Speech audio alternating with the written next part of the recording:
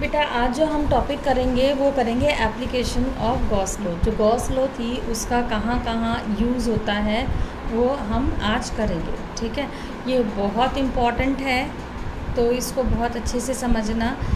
ये एक एग्ज़ाम्पल आपकी जो एनसीईआरटी की बुक है उसमें दे रखा है, लेकिन ज़रूरी नहीं है कि जो क्वेश्चन है वो इस तरीके से ही बने।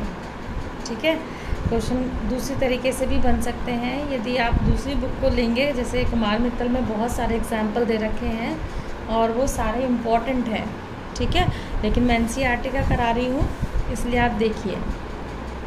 इसमें क्या है कि कोई भी हम एक वायर ले लेते हैं, एक तार ले लेते हैं, और वो भी कैसी लेंथ का है, इनफाइनाइट अनंत लंबाई का एक हम तार ले लेते हैं। और कैसा होना चाहिए, वो यूनिफॉर्मली चार्ज्ड होना चाहिए। यूनिफॉर्मली चार्ज्ड का मतलब, मान लो ये हमने कोई भी कंडक्टिंग वायर ले लिया और उसमें सब जगह एक जैसा चार्ज है, यूनिफॉर्मली चार्ज है वो। ठीक है, तो इसमें हमने पॉजिटिव चार्ज लिया है, नेगेटिव भी हो सकता है।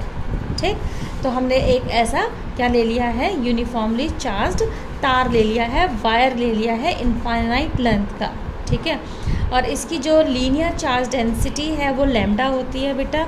वायर के लिए लैम्डा, जो इसकी लीनियर डेंसिटी, चार्ज डेंसिटी जो होगी वो कितनी होगी, लैम्डा। और लैम्डा कितनी होती है, पर यूनिट लेंथ होती है, चार्ज पर यूनिट लेंथ। ठीक है, जो लैम्डा होता है वो हमारा होता है चार्ज पर यूनिट लेंथ। ठीक है, इसको हम लैम्डा से रिप्रेजेंट करते हैं या लैम्डा से दिखाते हैं। ठीक, अब इसमें क्या है कि एक पॉइंट ले लेते हैं हम P।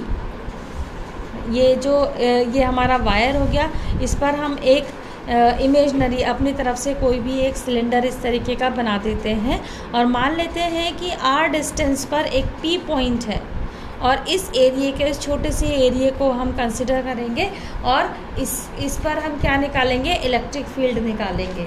ठीक है, तो इस वायर पर जो इलेक्ट्रिक फील्ड होगा वो निकालेंगे। ठीक है, तो वो निकालने के लिए हम क्या करेंगे, एक कोई भी इमेजनरी सिलेंडर हम मान लेंगे। ठीक है, अब और ये जो सिलेंडर की लंबाई होगी वो कितनी होगी बेटा, L होगी। ये याद रखेंगे कि ये सिलेंडर की लंबाई जो है कितनी है, L है। ठीक, और ये हमारा जो है रेडियल है। रेडियल का मतलब क्या है कि जितना इलेक्ट्रिक फील्ड यहाँ पर है, यहाँ पर है, यहाँ पर है, यहाँ पर है, यहाँ, यानी कि उसके सिलेंडर के चारों तरफ जो इलेक्ट्रिक फील्ड होगा वो कैसा होगा, बराबर होगा, इसलिए इसको रेडियल कहा गया है। ठीक है, अब हम डेरिवेशन की तरफ चलते हैं। डेरिवेशन में क्या है, ये तो मैंने अभी जो बताया आपको, ये डायग्राम जो है इसको समझाया है। ठीक, और ये जो सिलेंडर लिया है हमने, इसको क्या लेते हैं, गॉसियन, इसको क्या कहते हैं, गॉसियन सरफेस कहते हैं। अब इस पॉइंट पर एक चीज़ यहीं पे देख लीजिए कि मान लेते हैं इस पॉइंट पर, P पॉइंट पर छोटा सा एरिया जो कंसिडर किया है वो कितना है, हम ले लेते हैं DS ले लो या फिर DA, एक ही बात है। ठीक है, और पॉजिटिव चार्ज की वजह से, ये हम कई बार कर चुके हैं कि जिस पॉजिटिव चार्ज की वजह से जो इलेक्ट्रिक फील्ड होगा वो कैसा होगा, आउटवर्ड होगा, बाहर की तरफ होगा। ठीक है, अब एरिया भी हमारा इस साइड है और इलेक्ट्रिक फील्ड भी हमारा इस साइड है, तो जो थीटा एंगल होगा वो कितना होगा, यहाँ पर 0 होगा, क्योंकि दोनों कैसी डायरेक्शन में है, सेम डायरेक्शन में है, तो एंगल कैसा बनेगा, 0 बनेगा। यदि हम इसकी ऊपर और नीचे की सरफेस की बात करें तो जो हमारा एरिया होगा वो कहाँ पर होगा, यहाँ पे DA, ये कहाँ पर होगा, अपवर्ड होगा, ऊपर की तरफ, लेकिन जो इलेक्ट्रिक फील्ड होगा वो कैसा होगा, इस डायरेक्शन में होगा।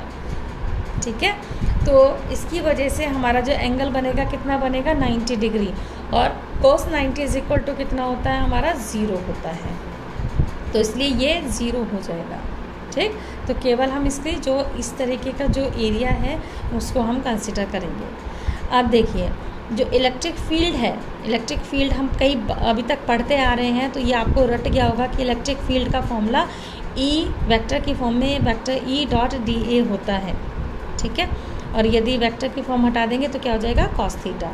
और अभी बताया था cos यहाँ पे इस वाली डायरेक्शन में, जहाँ जो हमारे एरिया और जो इलेक्ट्रिक फील्ड है वो सब सेम डायरेक्शन में है, तो कितना है theta, theta is equal to कितना 0 डिग्री, और cos 0 इज इक्वल टू कितना होता है 1, तो कितना आ गया ETA आ गया हमारा। ठीक है, इसी तरीके से हम क्या निकाल लेंगे, इलेक्ट्रिक फ्लक्स निकाल लेंगे, इलेक्ट्रिक फ्लक्स निकालेंगे, विद्युत फ्लक्स निकालेंगे। तो उसका फॉर्मूला भी हम अब तक पढ़ते आए हैं, तो उसका फॉर्मूला होता है phi E is equal to E vector dot DA। ठीक है, या फिर इसको हम ऐसे भी रख सकते हैं।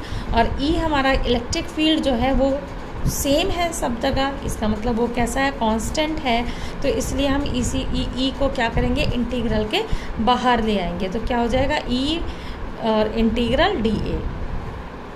अब जो हमारा सिलेंडर का सरफेस एरिया है वो कितना होता है 2πRL। ये फॉर्मूला आप लोगों ने पढ़ रखा होगा मैथ्स में कि जो हमारा सरफेस एरिया है सिलेंडर का वो कितना है 2πRL। तो इस DA की जगह क्या लिख देंगे हम 2πRL लिख देंगे। तो हमारी phi E is equal to कितना आ गया E तो कांस्टेंट है लिखा ही है, और इस पूरे की जगह हम क्या लिख देंगे, इस सरफेस एरिया की जगह क्या लिख देंगे 2πRL लिख देंगे।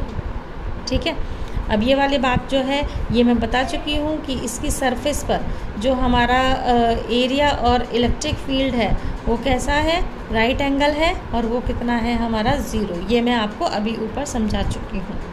ठीक बेटा, तो गॉसियन तो टोटल जब ये ऊपर का नीचे का तो 0 हो गया, तो टोटल जो गॉसियन सरफेस पर जो इलेक्ट्रिक फ्लक्स होगा वो कितना होगा, phi E is equal to E 2πRL ये हो जाएगा।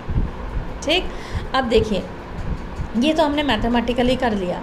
अब गॉस लॉ क्या कहता है, गॉस लॉ कहता है कि इलेक्ट्रिक फ्लक्स जो है वो Q/ε0 है, ये हमने पढ़ा है फॉर्मूले में। ठीक, अब जो Q है